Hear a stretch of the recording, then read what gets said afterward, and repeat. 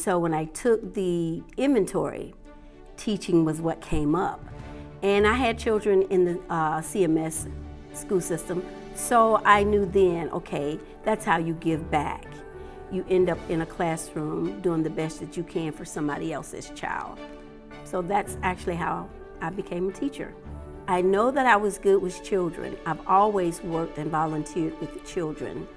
I always felt like children could teach you a thing or two if you're willing to listen.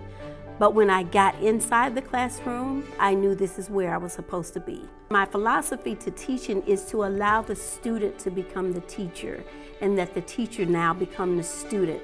So a lot of the strategies and approaches I take, I have taken my cue from my students.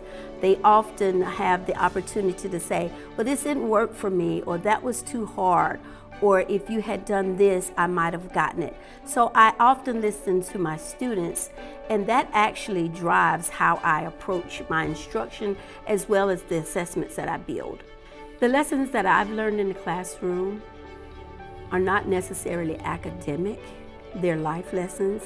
So while I'm supposed to be the adult, while I'm supposed to be teaching my children, they've taught me a thing or two about humility and about being open to learning things from someone who's not as educated or who is not as mature.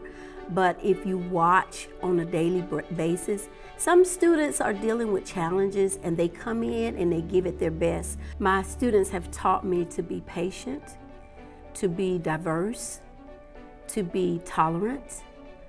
I know that my teaching style is disciplinarian, but I've had to step back and build those relationships where there's give and take on both sides. Sometimes as the authority figure, we don't give the student the opportunity to voice their opinion or to have any say in their own learning, and I found out that that is not necessarily the correct approach or the most appropriate approach given certain circumstances and situations.